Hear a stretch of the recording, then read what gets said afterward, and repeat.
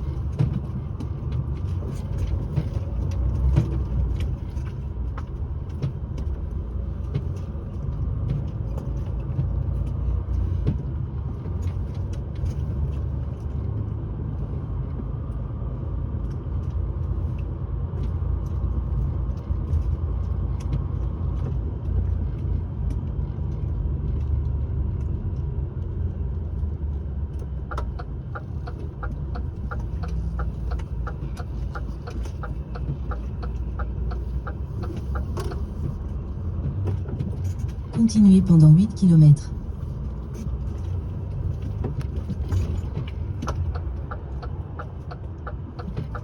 On est sur la D52.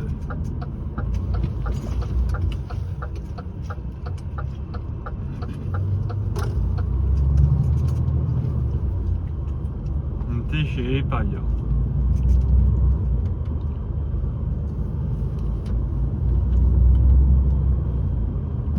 On est dans le Ride.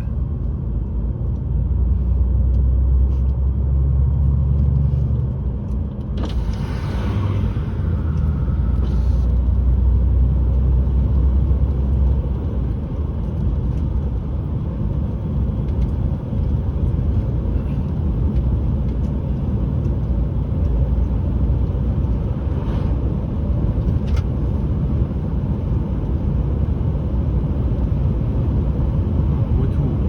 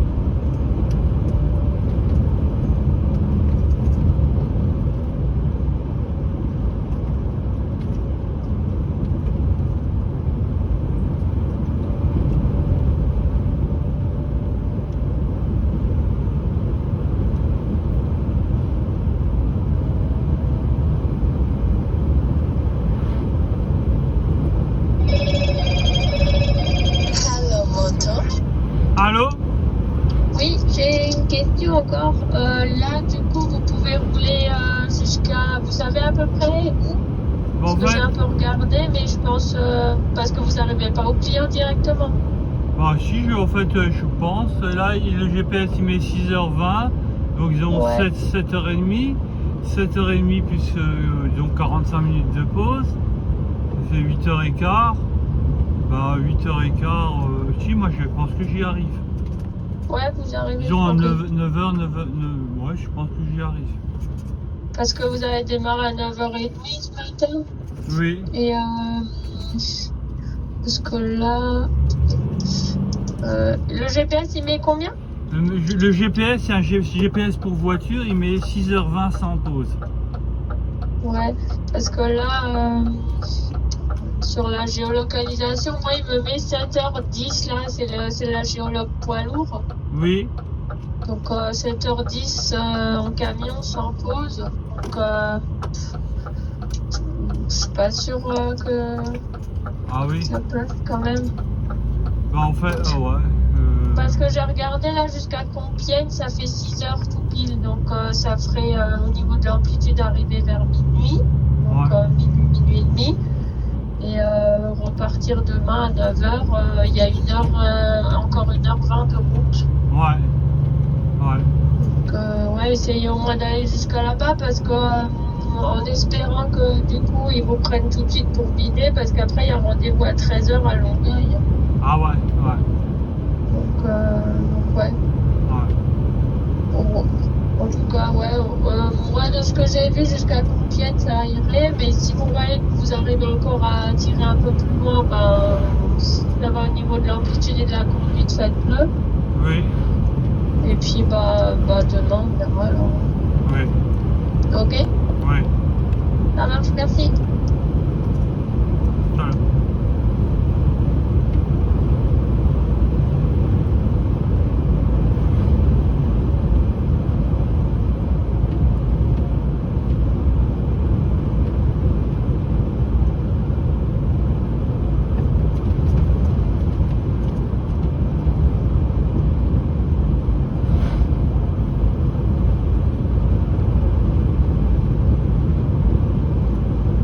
Dans 600 mètres, au rond-point, prendre la deuxième sortie et continuer sur D424.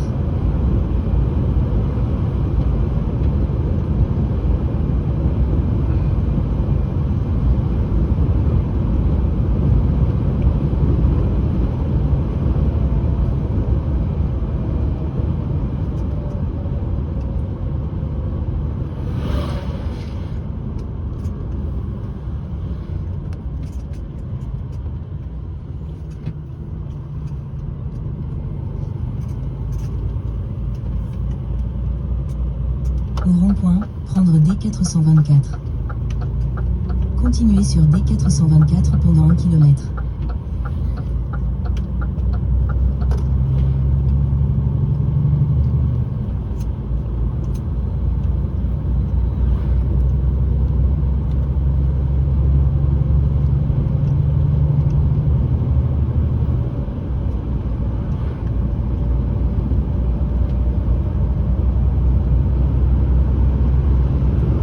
Dans 600 mètres, au rond-point, prendre la deuxième sortie et continuer sur D424.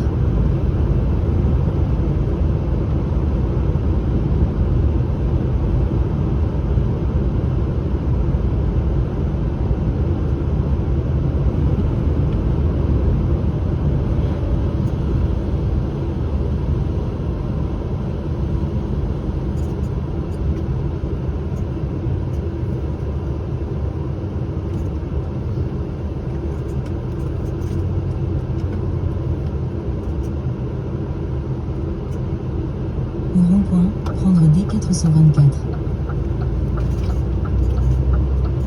Continuez sur D424 pendant 4 km.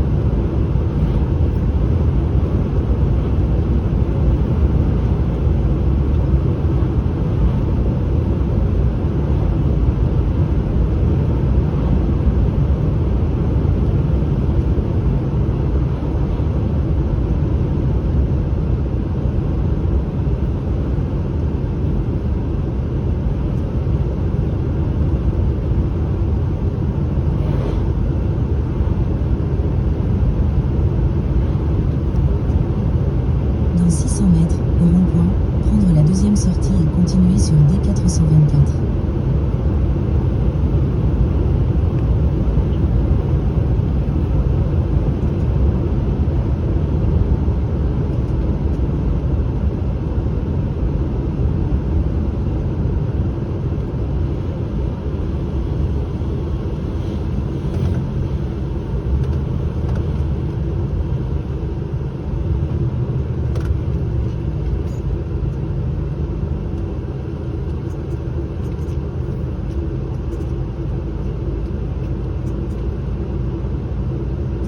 Au rond-point, prendre D424. Continuez sur D424 pendant 7 km.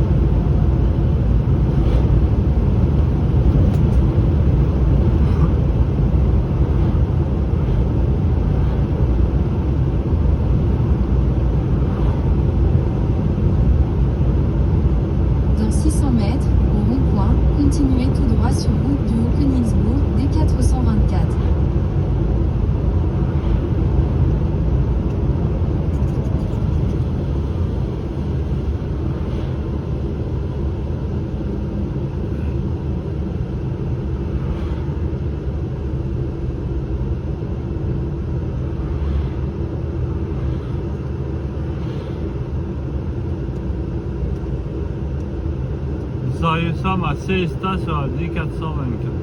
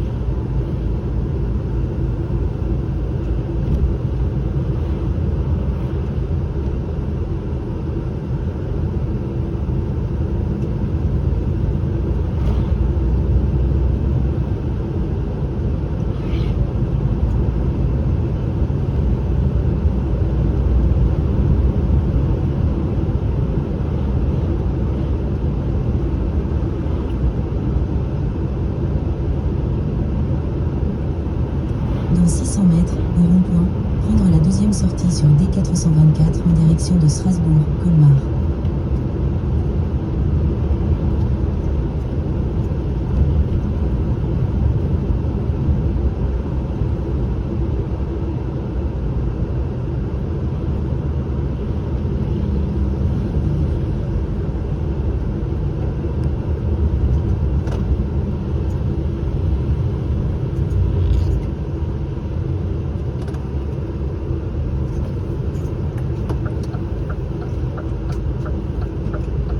Au rond-point, prendre D424.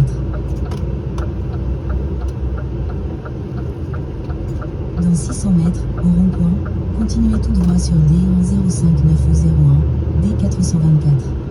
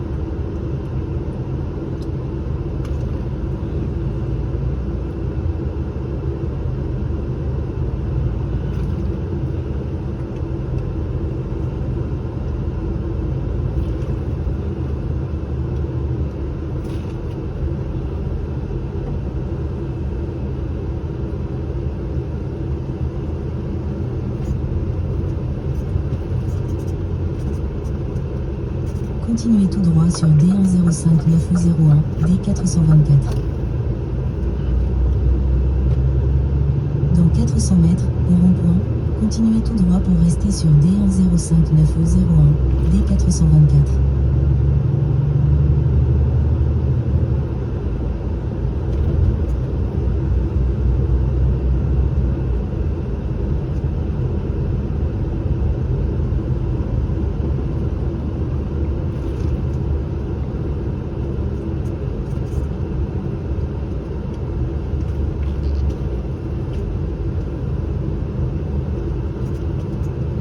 Dans 600 mètres, au rond-point, prendre la deuxième sortie sur D1059.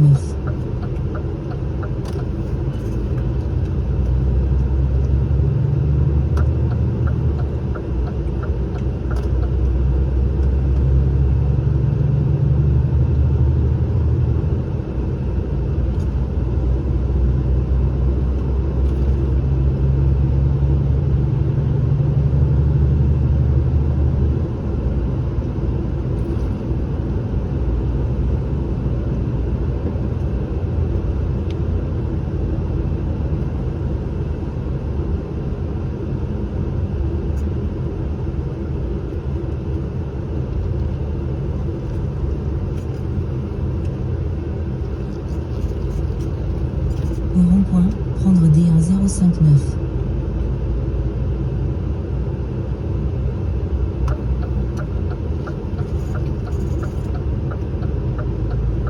Continuez sur D1059 pendant 3 km.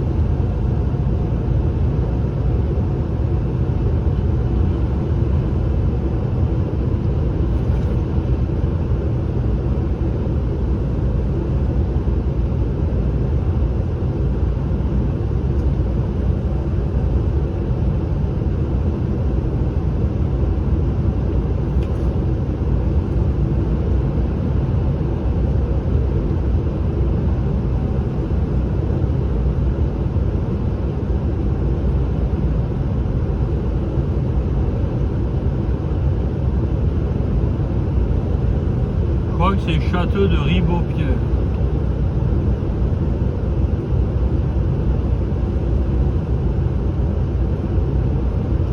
Je suis à la tour carrée du château de Ribeaupierre.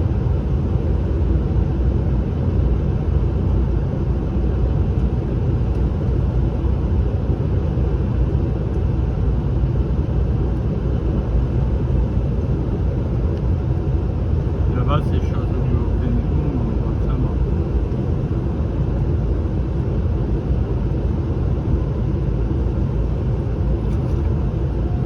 Dans 600 mètres, au rond-point, prendre la deuxième sortie et continuer sur D1059.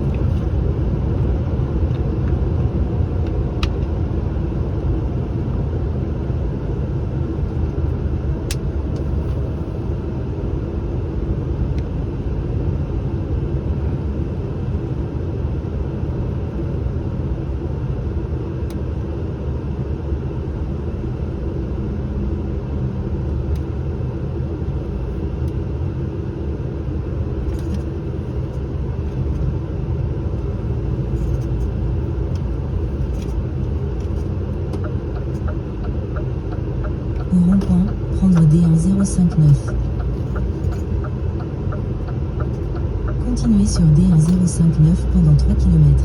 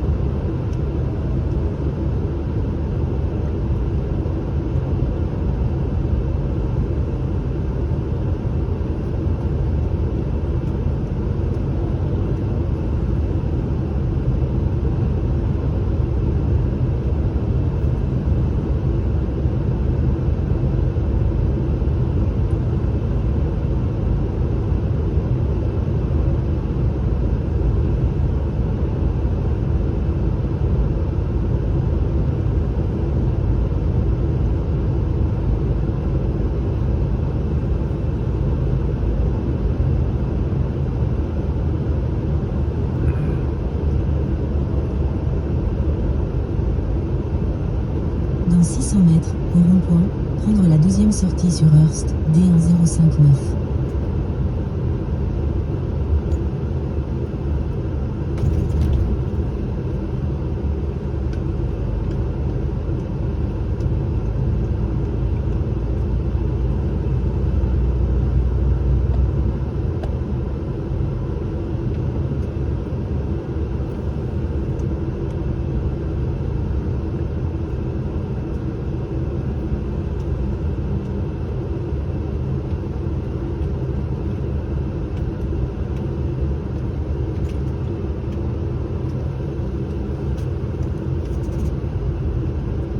Au rond-point, prendre Hearst.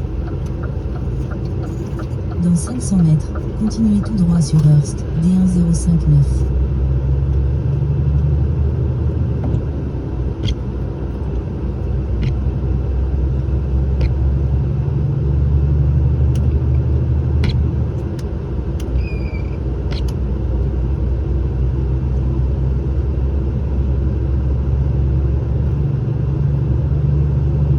Continuez tout droit sur Hearst, D1059.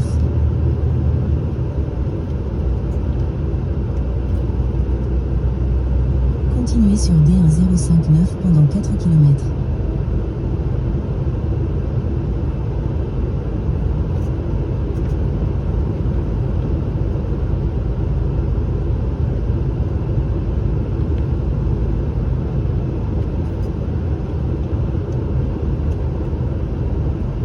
Nous sommes à Val d'Argent.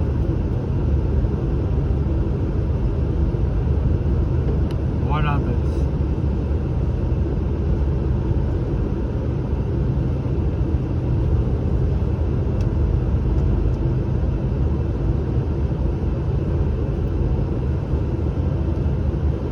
Radar fixe à 500 mètres.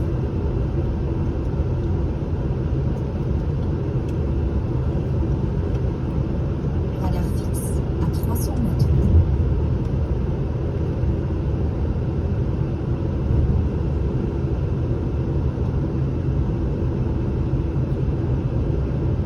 Radar fixe à 100 mètres.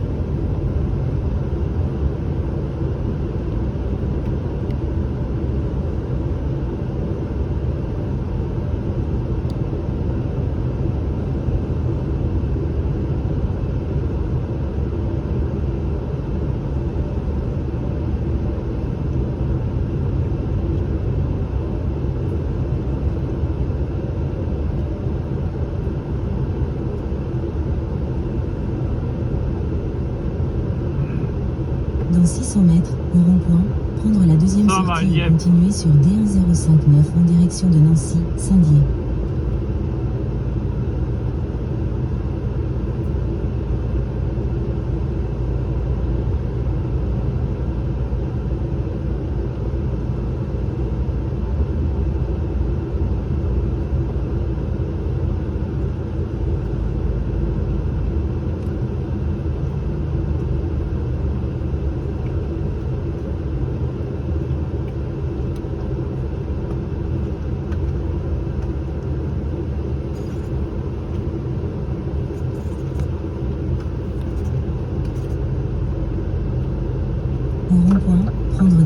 059. Continuez sur N59 pendant 7 km.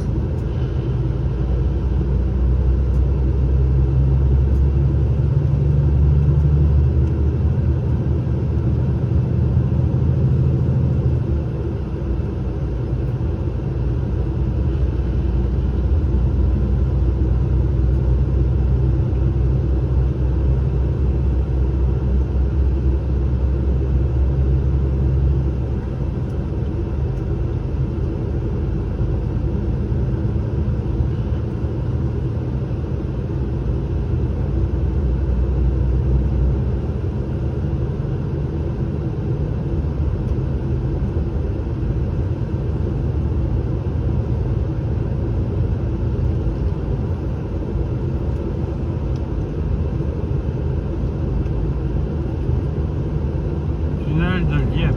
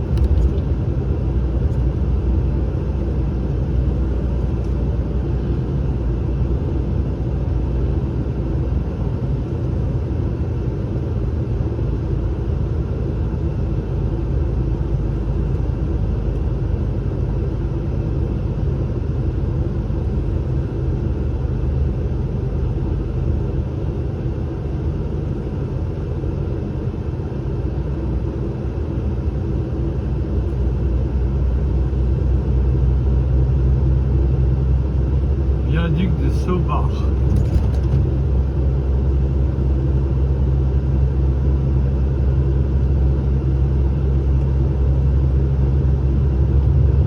Radar mobile à 500 mètres.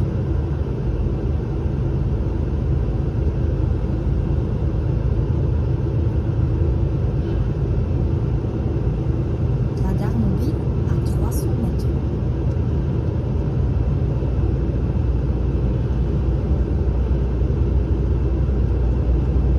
Radar mobile à 100 mètres.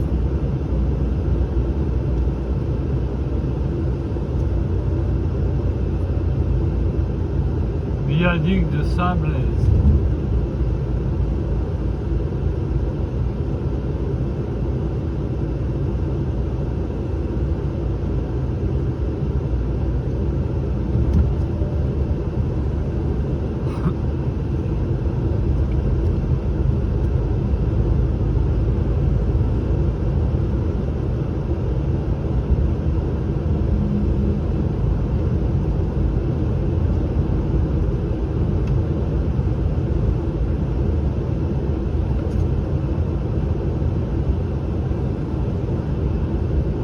Dans 600 mètres, au rond-point, prendre la première sortie sur N159 en direction de Nancy, par le tunnel.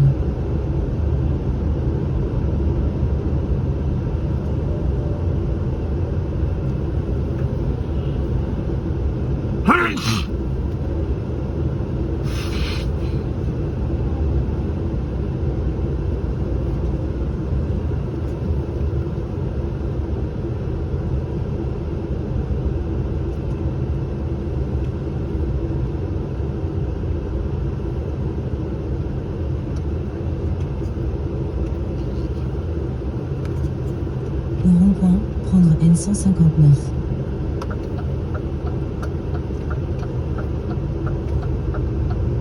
Continuez sur N159 pendant 8 km.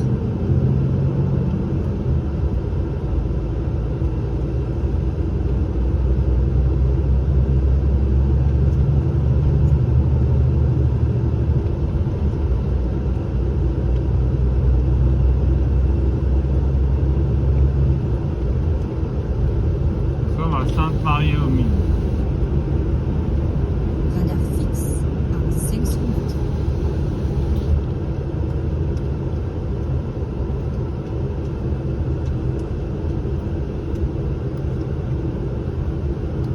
Radar fixe à 300 mètres.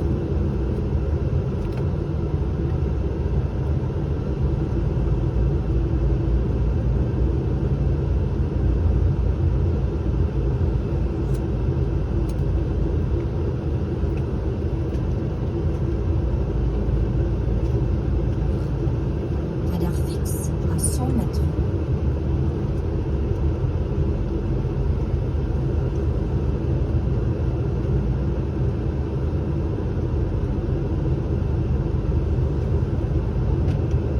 Tunnel Le Maurice-Lemaire. Nous sommes dans le tunnel Maurice-Lemaire.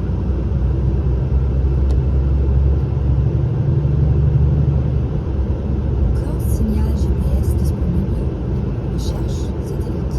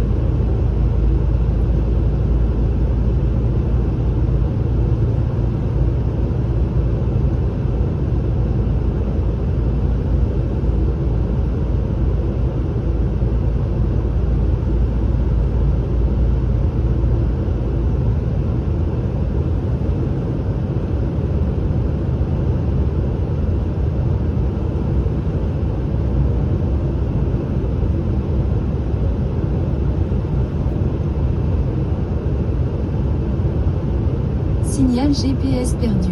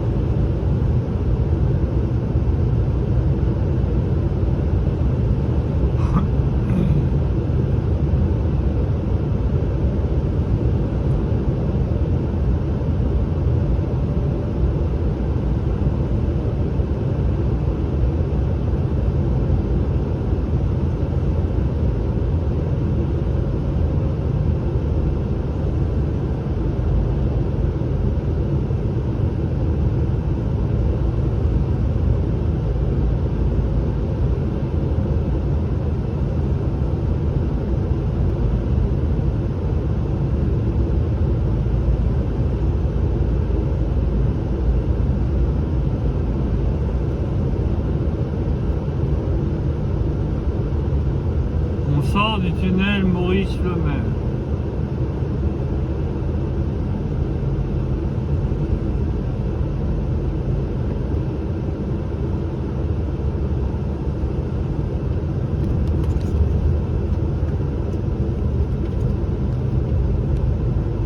Signal GPS trouvé.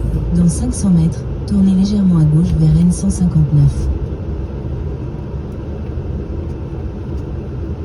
Donc là, on est dans les Vosges.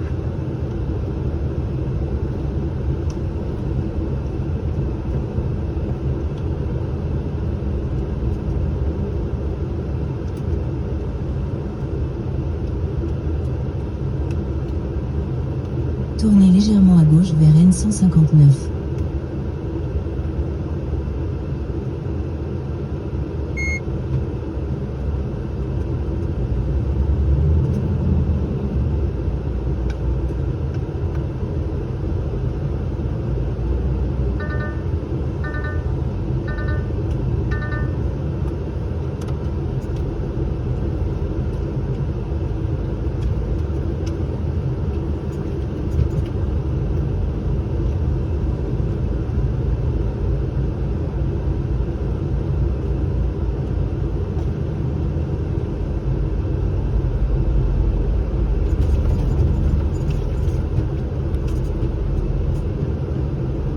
Continuez sur N159 pendant 3 km.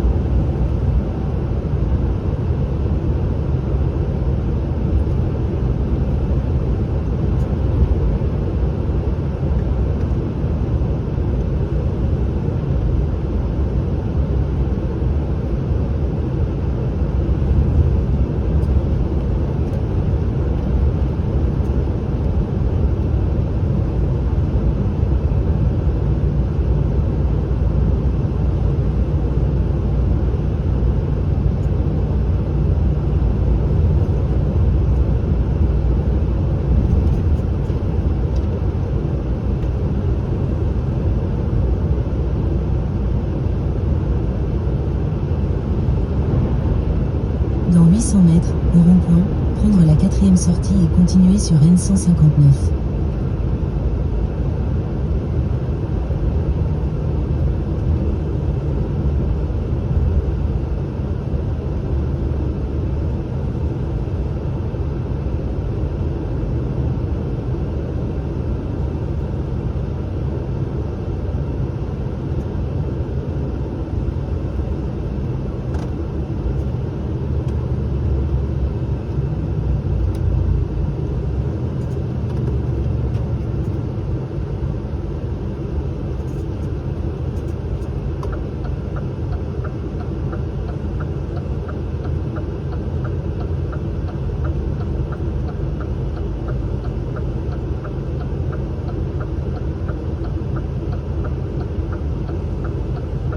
Au rond-point, prendre N159.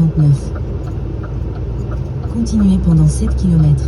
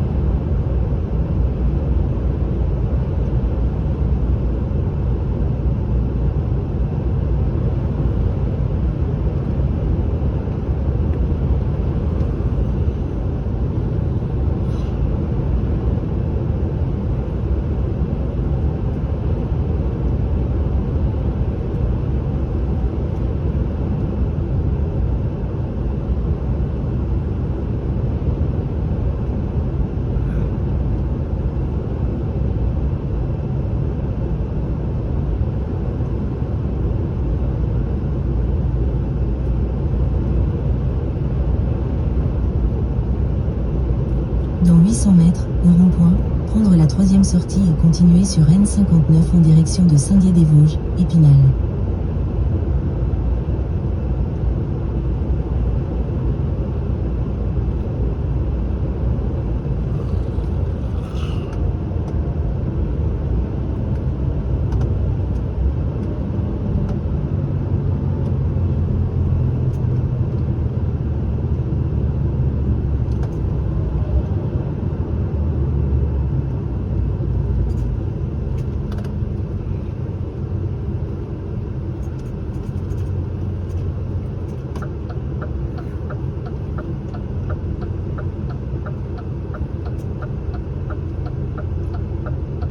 Au rond-point, prendre N59. Continuez sur N59 pendant 53 km.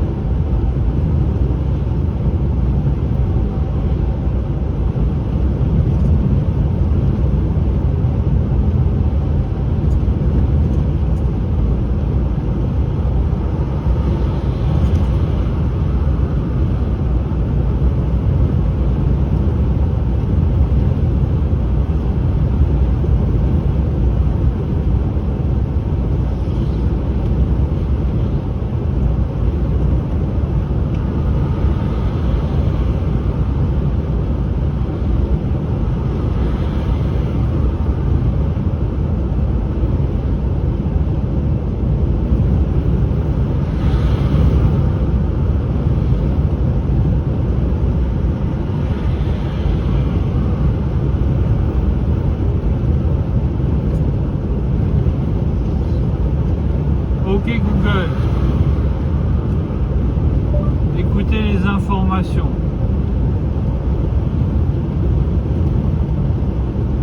À droite, il y a Épinal. Selon France Info, le flash, aujourd'hui à 16h46. France Info, le fil info de 16h45. Info Paul Lonsens-Spinelli. Les rangs seront bien garnis sur la photo officielle à la Maison-Blanche. 5 dirigeants européens dont Emmanuel Macron accompagneront Volodymyr Zelensky face à Donald Trump. Les dirigeants ukrainiens et américains se rencontreront seuls d'abord avant d'être rejoints par les Européens ensuite. En amont de ce sommet, Zelensky exhorte Donald Trump à instaurer la paix par la force contre la Russie.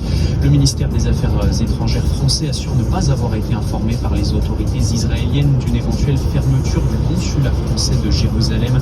C'est le quotidien Israël Hayom qui l'avait affirmé. Une telle mesure nuirait particulièrement à notre relation bilatérale et entraînerait une réaction forte, prévient le Quai d'Orsay. Un homme soupçonné d'avoir tué une prostituée à Colombes dans les Hauts-de-Seine a été mis en examen pour meurtre et tentative de meurtre, annonce cet après-midi le parquet de Nanterre. Les faits se sont déroulés dans un logement Airbnb dans la nuit de vendredi à samedi lors d'une bagarre à l'arme blanche entre ce client et 2 hommes chargés de la sécurité de la prostituée. Un peu moins de 2 semaines après le début de l'incendie qui a embrasé le massif des Corbières dans l'Aude, la situation est globalement stable, a assuré la préfecture ce midi. Un peu moins de 300 pompiers sont toujours sur place pour traiter les reprises de feu régulières. Il faudra encore quelques semaines pour éteindre complètement ces flammes selon les autorités. Et puis en football, dernier match de la 2e journée de Ligue 2 ce soir. Le Mans reçoit Montpellier, pensionnaire de Ligue 1 l'an dernier. Coup d'envoi de la confrontation à 20h45. France Info. Selon RFI, Journal Monde, aujourd'hui à 13h12. Étival, Clairvaux.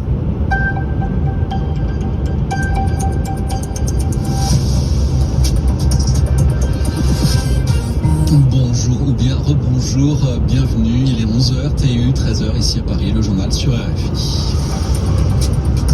Gilles Moreau.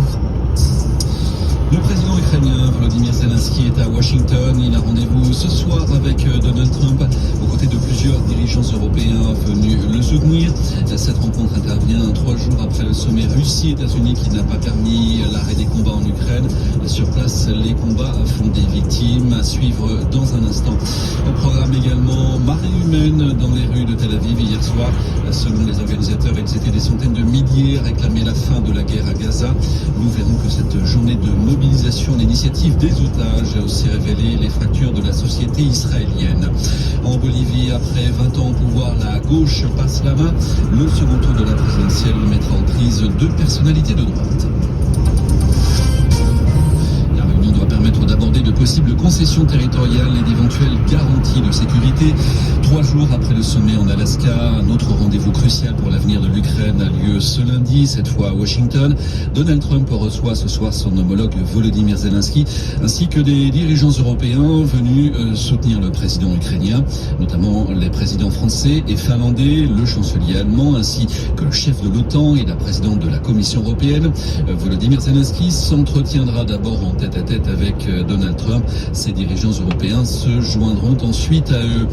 Quelles sont les attentes des premiers intéressés que sont les Ukrainiennes et les Ukrainiens? Elles sont bien modestes compte tenu de toutes les déceptions déjà endurées. Reportage de notre correspondante à Kiev, Emmanuel Chaz. En Ukraine, après la réception chaleureuse réservée à Vladimir Poutine en Alaska, le rendez-vous diplomatique entre Volodymyr Zelensky et Donald Trump à Washington inquiète au sein de la population. 3 ans et demi après l'invasion à grande échelle du pays, les Ukrainiens ne croient plus vraiment au soutien extérieur, comme le confie Anastasia, venue se recueillir devant un mémorial aux soldats tombés sur la ligne de front. Cela ne changera rien, absolument rien. Personne ne changera rien. Nous, les Ukrainiens ordinaires, nous ne pouvons absolument rien faire. Nous n'avons aucune influence sur quoi que ce soit. Et on ne sait malheureusement pas quand la guerre prendra fin. Pour Serhi, un soldat, le constat sur les alliés de l'Ukraine est sans appel. La promesse était de nous protéger si nous étions attaqués. Nous avons abandonné notre arsenal nucléaire et nous avons été trompés. Nous, les Ukrainiens, devons compter uniquement sur nous-mêmes pour nous unir, pour fabriquer des armes. Ce n'est qu'ainsi que nous pourrons gagner. Déçus et inquiets pour leur futur, les Ukrainiens, qui sont dans une démarche de survie face à l'agression russe, ne peuvent qu'observer ce qui se décidera loin de Kiev sur l'avenir du pays. Ici, sur le terrain, rien ne semble indiquer un éventuel arrêt des combats. Les bombardements continuent sur la population, tout comme les offensives russes le long de la ligne de front. Emmanuel Chaz, Kiev, RFI. Quant au fond des discussions ce soir à Washington, Donald Trump a posé le cadre ce matin sur son réseau Truth. Il ne tient qu'aux Ukrainiens de mettre la guerre presque immédiatement, mettre fin à la guerre presque immédiatement selon lui, mais il exclut que Kiev récupère le contrôle de la Crimée annexée par Moscou en 2014 et qu'elle entre dans l'OTAN. Ces 2 points seraient non négociables. C'est une véritable marée humaine qui a déferlé hier soir dans les rues de Tel Aviv. Selon les organisateurs, ils étaient des centaines de milliers d'Israéliens à réclamer un accord de cessez-le-feu à Gaza, garantissant la libération des otages aux mains du Hamas. Mais cette journée de mobilisation à l'initiative des otages a aussi révélé les fractures de la société israélienne. Reportage de notre envoyé spécial Nicolas Ferrand. Un carrefour de Jérusalem, d'un côté les manifestants qui s'époumonnent de slogan en slogan pour demander la fin de la guerre et le retour des otages. C'est un grand cri, adressé à tous ceux qui l'entendent. Cela doit cesser, ramenez-les à la maison, c'est insupportable. Unbearable. En pleine journée de mobilisation ce dimanche, le Premier ministre Benjamin Netanyahou a fustigé un mouvement qui, selon lui, renforce la position du Hamas et éloigne la libération des otages. Des mots qui ne passent pas auprès de ce jeune manifestant. Cela me rend furieux, j'ai perdu toute trace d'espoir de le voir faire le bien. Je n'attendais rien d'autre de lui. Mais sur le trottoir d'en face, Yaakov, lui, se range du côté de son gouvernement qui a récemment décidé de poursuivre et d'étendre la guerre dans la bande de Gaza. Non, je ne suis pas solidaire, mais au contraire, je pense que le gouvernement fait bien d'aller jusqu'au bout et de terminer le Hamas, le liquider. Parce que le problème, c'est que si on s'arrête maintenant, dans 1 an, on aura un 7 octobre supplémentaire. Il faut liquider le Hamas. Alors, c'est dommage pour les familles des kidnappés, mais là, c'est l'intérêt général. Comme à ce carrefour, le pays tout entier se fracture sur la poursuite ou non d'une guerre qui dure depuis près de 2 ans. Nicolas Falaise, Jérusalem, RFI. Des élections par avance très controversées, elles se tiendront en Birmanie, pays dirigé par une junte. Des élections législatives, les premières depuis l'arrivée au pouvoir des généraux en 2021. Elles auront lieu à partir du 28 décembre. Un scrutin organisé malgré la guerre civile et que l'opposition birmane a promis de boycotter. Également dans l'actualité électorale, la Bolivie qui vire à droite. La gauche au pouvoir depuis 20 ans a été battue par 2 personnalités de droite qui seront en lice au second tour de la présidentielle le 19 octobre. L'un des 2 finalistes est Rodrigo Paz Pereira, la grande surprise du premier tour. Explication à La Paz de Nils Sarr. C'est une élection historique en Bolivie. Tout d'abord, un second tour d'élection présidentielle aura lieu pour la première fois de l'histoire du pays. Et ce ne sont pas un, mais 2 candidats de droite qui s'y affronteront. Le candidat en tête, Rodrigo Paz Pereira, est la grande surprise de ce premier tour. Aucun sondage ne prédisait qu'il obtiendrait plus de 10% des voix. Et pourtant, ce soir, il remporte 32% des suffrages. Rodrigo Paz Pereira, fils de Jaime Paz Zamora, président du pays entre 1989 et 1993, semble avoir profité d'un vote de rejet de la gauche et de certains candidats de droite. Quant au second candidat qualifié, le conservateur Jorge Tuto Quiroga, c'est une figure bien connue de la politique bolivienne car il a été président du pays entre 2001 et 2002. La gauche, qui gouverne depuis 20 ans, subit-elle une véritable débâcle? Son premier candidat n'arrive que 4e avec 8% des suffrages et le candidat du MAS, le parti au pouvoir, n'obtient que 3,2% des voix. Quant au vote nul, promu par l'ex-président Evo Morales et ses partisans, il s'élève à près de 18%, un record dans le pays. Nils Sabin, La Paz, RFI. Et en Bolivie, le scrutin s'est déroulé dans un contexte de grave crise économique marqué par une forte inflation et des pénuries chroniques de carburant. Sous l'effet d'un conflit social, des centaines d'avions de la compagnie Air Canada sont toujours cloués au sol. Hier soir pourtant, les autorités canadiennes avaient ordonné le retour au travail. Le syndicat qui soutient le personnel navigant a refusé de s'incliner, ouvrant un bras de fer inédit avec Ottawa. Direction maintenant le Royaume-Uni où pas moins de 17 aéroports sont pollués au PFAS, ces polluants dits éternels. Information de The Guardian et de The Ants Report à partir de documents non publiés de l'Agence britannique de l'environnement.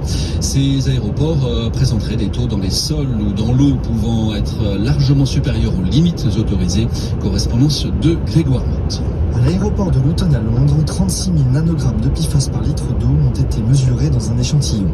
Le seuil acceptable défini par l'Union européenne n'est lui que de 4,4 nanogrammes par litre, c'est 8000 fois moins que ce qui a été détecté. Alors bien sûr, cet échantillon ne suffit pas à affirmer à lui seul que tous les aéroports outre-Manche sont contaminés au PFAS. Les documents de l'Agence de l'environnement révélés par la presse britannique font eux état tout de même de 17 contaminations. L'inquiétude porte principalement sur le risque de pollution de l'eau potable. Les PFAS contenus dans le sol pourraient migrer vers les nappes phréatiques. Ce n'est pour le moment pas le cas. Des études doivent être menées pour s'en assurer. De leur côté, les représentants du secteur aérien assurent qu'un travail d'investigation est en cours. Il doit déterminer précisément les niveaux et les sources de ces pollutions.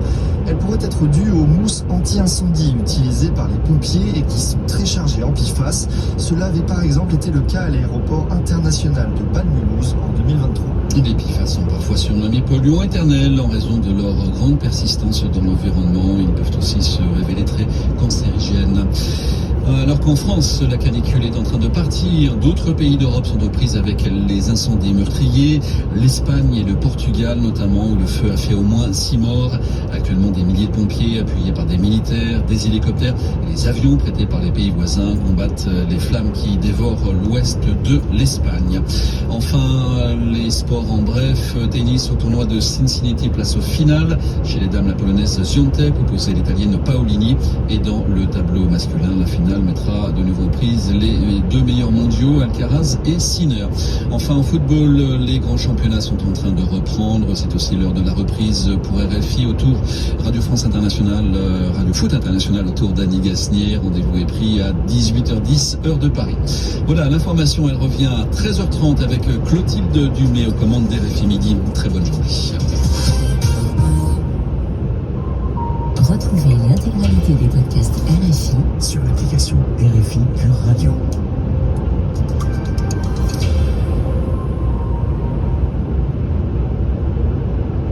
Selon RTL Le Journal, aujourd'hui à 16h07. Renew. Vous n'êtes pas éligible au dispositif gouvernemental Mon Leasing électrique? Avec Renew, véhicule d'occasion des réseaux Renault et Dacia, roulez en électrique à moins de 100 € par mois. En ce moment, Renault Twingo E-Tech électrique d'occasion est à partir de 99 € par mois, garantie 5 sur 5 incluse. Twingo Live d'occasion LE à 61 mois, 50 000 km, premier loyer 1500 €, garantie 5 sur 5, 10 € par mois inclus dans le loyer. C'est accordiaque. Offre à particulier jusqu'au 31 octobre selon stock disponible. Conditions sur fr.renew.auto. Pour les trajets courts, privilégiez la marche ou le vélo.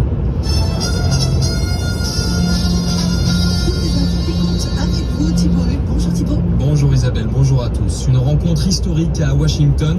Volodymyr Zelensky va s'entretenir avec Donald Trump en fin de journée. Et en ce face-à-face, les dirigeants européens vont se réunir. Emmanuel Macron, la présidente de la Commission européenne Ursula von der Leyen ou encore Giorgia Meloni sont aussi attendus à la Maison-Blanche pour soutenir leur homologue ukrainien. Une bonne chose selon le député Oleksiy Goncharenko. Il était l'invité de Vincent Parisot sur RTL. C'est très important qu'ils ont accompagné avec les leaders européens, le président Macron et d'autres, parce que je pense que ce sera une conversation difficile avec le président Trump. Zelensky et d'autres doivent expliquer à Trump que Poutine veut gagner le temps, mais il ne veut pas la paix. Le député Oleksiy Goncharenko, invité de RTL au micro de Vincent Parisot. Volodymyr Zelensky et Donald Trump vont donc aborder la fin du conflit entre l'Ukraine et la Russie et la question des concessions territoriales. Zelensky souhaite que la Russie ne soit pas récompensée, ne compte pas céder des régions ukrainiennes à Moscou. Trump lui a déjà écarté toute récupération de la Crimée par Kiev. Alors comment la négociation va-t-elle aboutir? L'événement est à suivre dans RTL Soir avec Sébastien Rouxel. Tous les détails minute par minute sur rtl.fr. 343 000, c'est le nombre d'hectares brûlés depuis le début de l'année en Espagne. Un record, alerte l'Observatoire européen Copernicus. Le pays est touché depuis une semaine par de violents incendies. Au total, 4 personnes sont mortes, dont un pompier alors qu'il était en service. Dans le reste de l'actualité internationale, le fils aîné de la princesse de Norvège a été inculpé pour 32 infractions, dont 4 viols. Annonce du procureur général du pays en conférence de presse. Il est aussi accusé de maltraitance sur des proches, des actes de violence et d'avoir capté des vidéos sans consentement. En France, l'allocation de rentrée scolaire versée à partir de demain, plus de 3 millions de familles sont concernées. Le montant dépend de vos revenus et de l'âge de votre enfant, jusqu'à 423 € pour un élève de primaire et 462 pour un collégien ou un lycéen. La météo avec 7 départements placés en vigilance orange canicule, les Pyrénées-Orientales, l'Aude, l'Hérault, le Gard, les Bouches-du-Rhône, le Var et le Vaucluse. Côté température, ça chauffe sur toute la moitié est. Il fait 32 à Lyon, 34 degrés à Montélimar, 35 à Montpellier. Le mercure va légèrement redescendre dans la soirée, 25 à Rennes, 21 à Strasbourg, 19 à Bordeaux, mais toujours au moins 28 degrés sur le quart sud-est. Les nuages sur la façade atlantique vont d'ailleurs persister avec quelques orages qui se déplacent vers Biarritz et le sud de la Normandie. Les courses, c'est à l'hippodrome de Clairefontaine-Deauville, départ à 18h.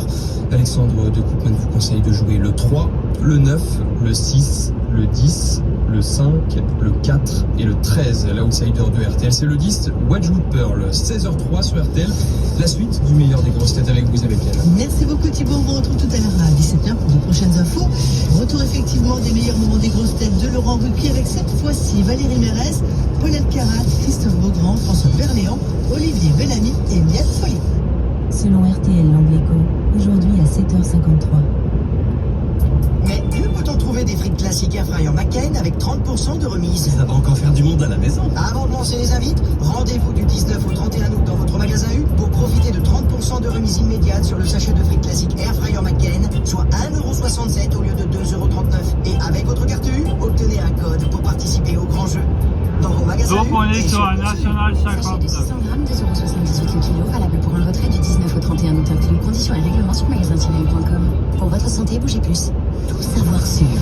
Pendant tout cet été, la rédaction de RTL vous propose de revenir sur des sujets qui ont marqué l'actualité ces derniers mois. Ce matin, eh bien, on s'intéresse aux séries télé politiques. Bonjour Marie-Pierre Haddad. Bonjour Stéphane, bonjour à tous. Quand on regarde une série politique, on se sent comme une petite souris, vous savez, qui découvre les coulisses du pouvoir.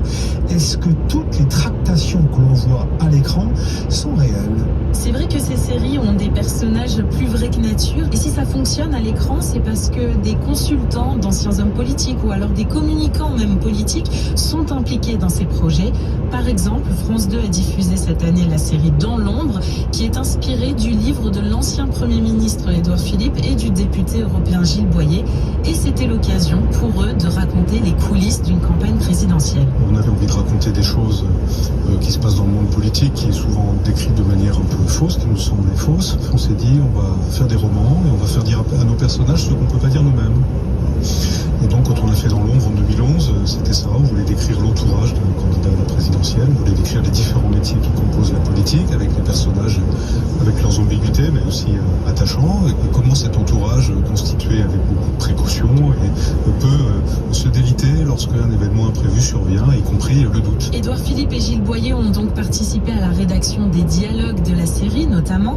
Et l'acteur Melville Poupeau, qui campe le rôle du candidat à l'élection présidentielle, avait expliqué à Laurent Marsic les conseils que lui avait donnés Édouard Philippe. Il m'a dit il faut donner à chaque personne que vous rencontrez l'impression d'être privilégié, d'avoir un moment et qu'on va se souvenir de vous, que vous êtes important pour l'homme politique, ne pas hésiter à toucher les gens, être assez tactile, même avec les gens que vous croisez dans la rue, enfin quelque chose de proximité. Chaque camp politique a sa série. Dans l'ombre raconte donc la campagne d'un candidat de droite, et à gauche vous avez la série Baron Noir, où on suit un élu, Philippe Rigvart, qui est joué par Cadmerade. Alors question, est-ce que ces séries politiques à la télé, ça intéresse les téléspectateurs?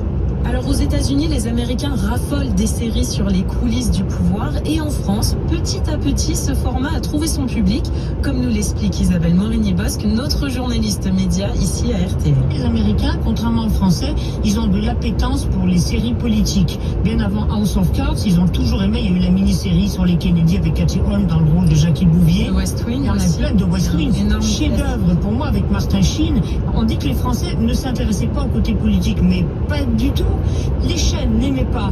Parce qu'on se dit, si on fait ou à gauche ou à droite, on se coupe d'une partie du public. Donc ils ont longtemps pensé que les gens n'étaient pas assez malins pour prendre le truc dans sa globalité et faire leur fricheté à partir de ça. Et donc ils se sont dit, oh là là, trop risqué. En plus, on considérait que c'était mal élevé d'aller fouiller dans des trucs pas très reluisants, les dessous de la République. Il y a aussi tout un arsenal juridique qui est plus fort en France qu'aux États-Unis, qui a pu un petit peu rebuter certains créateurs de séries. Franchement, Marie-Pierre, tout ça nous donne envie de profiter de cet été pour peut-être découvrir ces séries politiques.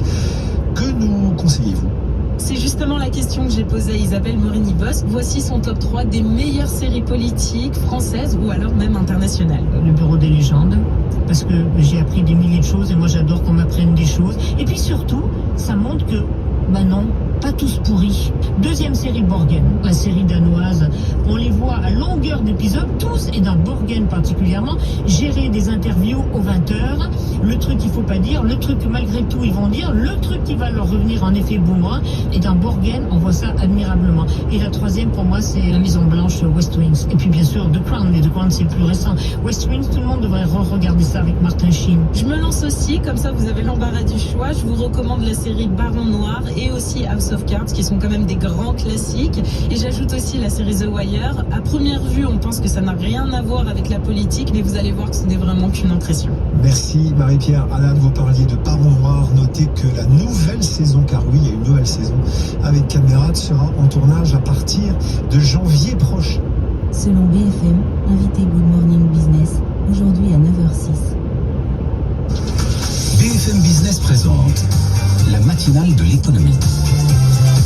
Good Morning Business, Sandra Gandian. Bienvenue dans la matinale de l'économie. Bonjour à tous, il est presque 7h. On est ensemble jusqu'à 9h en direct sur BFM Business. Le terrible coup de pression de Donald Trump sur Volodymyr Zelensky avant la rencontre de ce lundi à Washington. Le président américain fait à nouveau passer le président ukrainien pour responsable du conflit. Il a bien assimilé apparemment les arguments de Vladimir Poutine en Alaska. On va en parler dans un instant avec Antoine Lard. Et face à Trump, ce sera une coalition de volontaires réunis autour de Zelensky qui va tenter de négocier.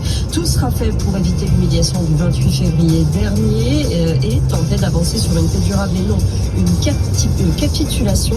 On va en parler avec Caroline Noyer dans un instant et avec Michel Derzansky à 7h20. Laura Combo, les titres. Oui, la visite diplomatique de la Chine en Inde, une première depuis 6 ans. Ces dizaines d'incendies qui touchent l'Espagne et puis le manque de couverture des assurances pour les bâtiments touchés par des fissures. Dans la prochaine heure, on parlera aussi de la Ligue 1 avec les débuts de la plateforme Ligue 1 Plus à l'issue de la première journée de championnat. Quel démarrage, on va voir ça avec Philippe Bailly à 7h30. Et puis la rentrée littéraire, 480 romans publiés entre août et octobre avec des nouveaux entrants. Les Français lisent-ils toujours autant et surtout de quelle manière? On posera la question à Claude de Saint-Vincent. Ce sera dans le grand entretien à 7h45. La matinale de l'économie, c'est parti. Soyez les bienvenus. Good Morning Business, le journal. Et on commence avec ces déclarations tonitruantes de Donald Trump en amont du sommet prévu à la Maison-Blanche. Laura. Oui, le président américain avait d'abord rencontré Vladimir Poutine en Alaska vendredi. Il était resté vague sur ce qu'il demanderait à l'Ukraine. On en sait désormais plus. Antoine Lard, vous êtes notre correspondant à Washington. Dans un post sur son réseau Truth Social, Donald Trump s'adresse directement à Kiev. Oui, c'est un coup de pression terrible que Donald Trump met sur Volodymyr Zelensky. Dans un message sur son réseau social cette nuit, il écrit que le président ukrainien peut mettre fin à la guerre immédiatement ou choisir de continuer de combattre. Alors c'est une déclaration incroyable, une inversion des rôles qui fait passer Zelensky pour le responsable du conflit, comme si la Russie n'était pas l'agresseur. La suite du message est tout aussi incroyable. Trump, en fait, reprend le discours de la propagande russe en expliquant en substance que si la guerre a commencé, c'est à cause de la volonté de Kiev d'adhérer à l'OTAN. Le président américain semble acquis à l'idée que pour régler le conflit, il faut s'attaquer à ce que le Kremlin appelle les causes profondes de la guerre, à savoir l'OTAN et la question des territoires à l'est de l'Ukraine. Justement, toujours dans ce même message, Trump affirme que l'Ukraine ne pourra jamais récupérer la Crimée. Alors à quelques heures de la rencontre, le ton est donné. Trump semble plus que jamais aligné sur les positions de la Russie. Zelensky et les Européens vont devoir faire preuve de beaucoup de doigté pour faire entendre leur voix sans pour autant braquer le président américain. Et puis pour l'heure, pas de réponse de Volodymyr Zelensky à ses propos. Le président ukrainien qui est arrivé à Washington alors que dans la nuit, la Russie a poursuivi ses frappes sur Soumy et Kharkiv. Dans un post sur X, Volodymyr Zelensky dit vouloir mettre fin à la guerre rapidement, mais avec une paix durable, je cite. Il va faire d'ailleurs ce soir son retour à la Maison-Blanche, 6 mois après l'affrontement et l'humiliation face aux caméras du monde entier, Laura. Oui, après un entretien en tête-à-tête avec Donald Trump, il sera rejoint par 6 dirigeants européens. Caroline Noyer, Vous êtes notre chroniqueuse internationale, tous ces dirigeants qui font bloc autour de Kiev. Absolument, une mobilisation qui dit tout de l'urgence de la situation et des enjeux.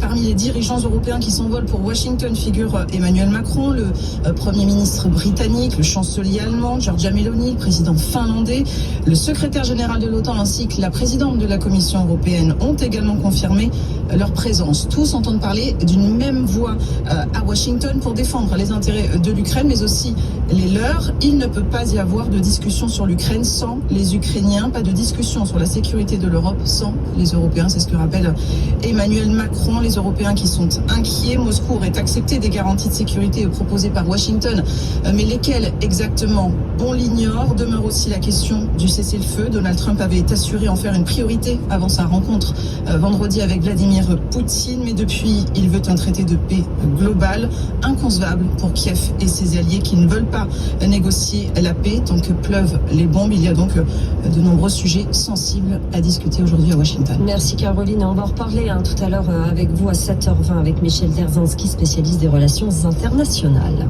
Et puis, c'est un autre pays qui est touché indirectement par le conflit. L'Inde menacée par Washington de droits de douane de 50% pour avoir importé du pétrole brut russe. Conséquence, le Premier ministre Modi se tourne vers un autre partenaire, la Chine. Le chef de la diplomatie chinoise se rend à New Delhi. Dans 3 km, prendre la sortie N4 en direction de Nancy. Aujourd'hui, il va discuter de la reprise du commerce frontalier entre les deux puissances interrompues depuis 5 ans. Mathilde Chaminade, l'enjeu est très important. Oui, la Chine et l'Inde commercent le long de leurs frontières communes depuis des décennies, principalement des biens produits localement comme des épices, des tapis, des meubles ou des plantes médicinales. Ces biens s'échangeaient via 3 cols de haute altitude de l'Himalaya. La réouverture de ces cols serait principalement symbolique puisque le volume de ces échanges était plutôt faible.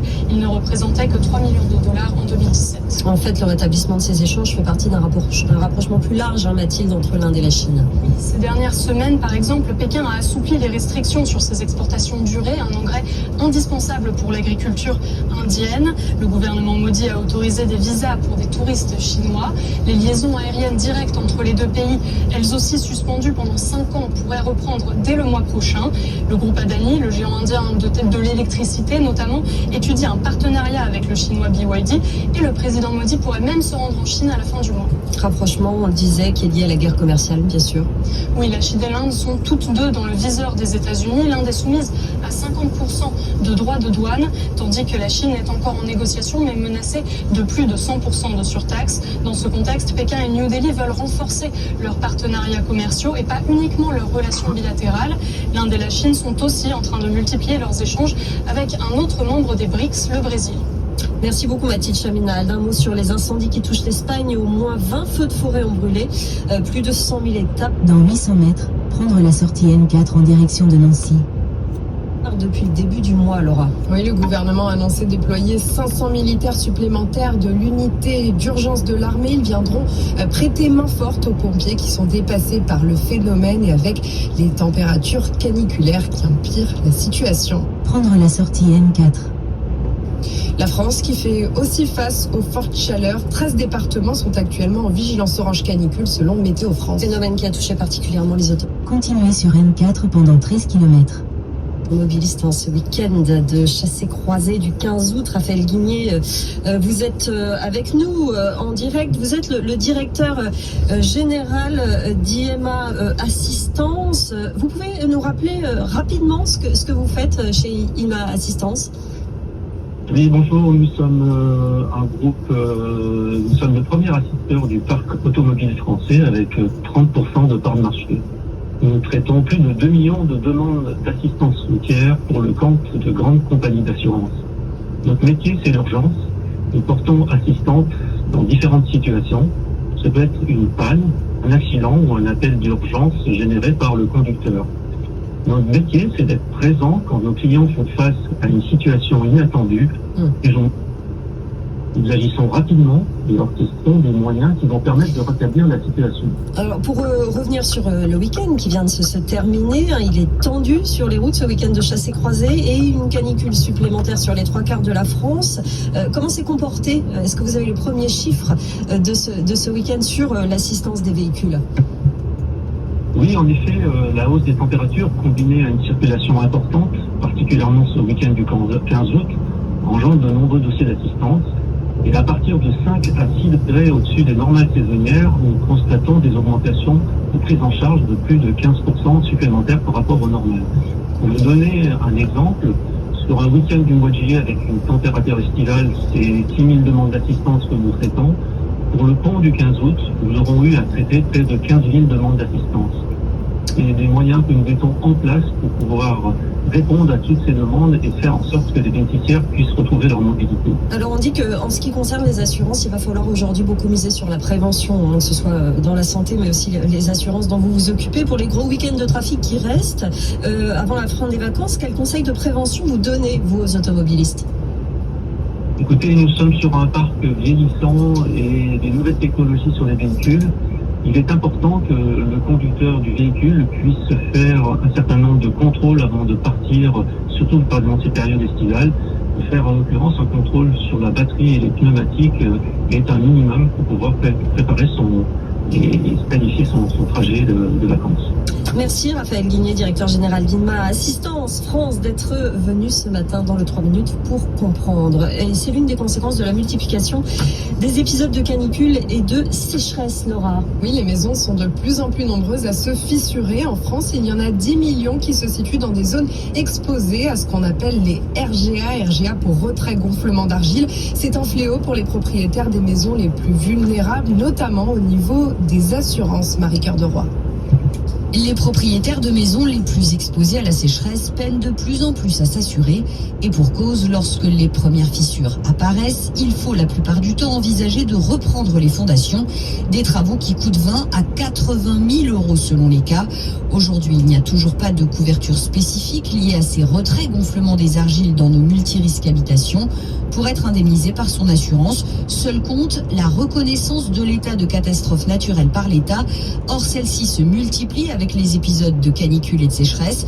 Résultat, la Fédération française de l'assurance estime que le coût des sinistres liés au RGA va atteindre 43 milliards d'euros sur la période 2020-2050, soit 3 fois plus que sur les 30 années précédentes. Le retrait gonflement des argiles deviendra alors le phénomène le plus coûteux du régime catastrophe naturelle, d'où la frilosité des assureurs à s'engager avec certains propriétaires qui, lorsqu'ils finissent par trouver une assurance habitation obligatoire en France, la payent 30 à 40% plus cher que les autres. Et puis on parlera des solutions pour protéger nos maisons, notamment les toits, avec Ronan Karadec, directeur général de Coolroof. Ce sera dans la French Tech à 8h20 avec Anthony Morel. Les marchés tout de suite. Ce matin, bonjour Julie, ravie de vous retrouver. Tour d'horizon des bourses mondiales, on commence avec les États-Unis ce matin. Et les indices américains qui ont fini en baisse vendredi après des données économiques mitigées, à l'exception du Dow Jones qui lui a brièvement atteint un record porté notamment par l'assureur United Health. Le titre a en effet bondi de près de 12%, et ça après que Berkshire Hathaway, la société de Warren Buffett, a révélé un nouvel investissement dans l'assureur santé. Alors pas de quoi s'exclamer pour autant du côté des marchés américains. Il faut dire qu'ils avaient les yeux rivés sur l'Alaska où se tenait le fameux sommet Trump-Poutine. Et vendredi, du coup, le Dow Jones gagnait 0,08%, proche des 45 000 points. Le S&P 500 perdait 0,29%. Il a terminé autour de 6 449 points. Repli aussi du côté du Nasdaq Composite qui perdait 0,40%. La fin de séance en Asie, ça donne quoi, Julie? Et là, ça donne une bonne orientation du côté des bourses asiatiques qui digèrent sereinement la rencontre Trump-Poutine de vendredi. Pour le Nikkei à Tokyo, on est sur une fin de séance en vert avec des valeurs qui se distinguent comme Mitsubishi Heavy Industries ou SoftBank Corp. À Shanghai, sur le Shanghai Composite, évolution en hausse également autour de 3700 points. Et à Hong Kong, même son de cloche, on est sur une tendance positive autour de 25 400 points. Et un fait marquant aussi du côté de l'Asie quand même, c'est Evergrande. Alors je ne sais pas si vous vous rappelez, c'était ce mastodonte qui était autrefois la plus grande société immobilière chinoise. Elle valait plus de 50 milliards de dollars à son apogée. Elle a contribué à la croissance économique rapide du pays. Et le problème, c'est qu'elle a fait défaut en 2021. Evergrande, c'est un peu devenu le symbole de la crise de l'immobilier chinois.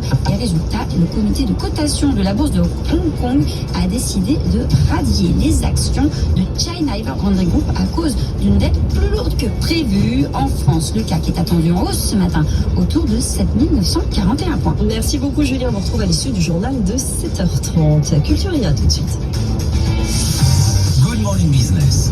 Culturia. Il y a tout juste un an, on vivrait pour les Jeux Olympiques. Anthony, vous êtes un petit peu nostalgique de tout ça. Comme nous tous. En fait, oui, c'est vrai, évidemment. Donc vous vous êtes tourné du côté de la Chine ce week-end, où étaient organisés les premiers JO pour des robots, des humanoïdes qui s'affrontent sur une piste d'athlée, sur un ring de boxe. Ça vous a passionné, Anthony? Alors, ça m'a passionné, c'est un spectacle surréaliste. Je vais vous le décrire parce que c'est vraiment incroyable. Donc des humanoïdes avec des bras, des jambes, un cerveau, une intelligence artificielle aussi qui prennent le départ d'un 400 mètres sur une piste d'athlétisme, qui se battent Dans 600 mètres, rejoindre N4. à la boxe avec des gants au poing ou qui s'affrontent balle au pied sur un terrain de foot. En tout, 500 robots venus, ou plutôt apportés de 16 pays dans le monde, des humanoïdes qui s'affrontent dans toutes les disciplines. Alors on va pas se mentir, quand on voit les premières images, c'est un petit peu titubant. Voilà, ça titube un peu dans tous les sens, c'est pas incroyable, ouais. ça tombe un peu, ça respecte pas toujours les couloirs. Dans 400 mètres, rejoindre N4. Sur une piste d'athlétisme, mais globalement, c'est quand même pas mal. Alors, c'est vrai qu'au niveau des temps et des performances, on n'est pas sur ce que peuvent faire des êtres humains de très haut niveau. Je vous donne un exemple sur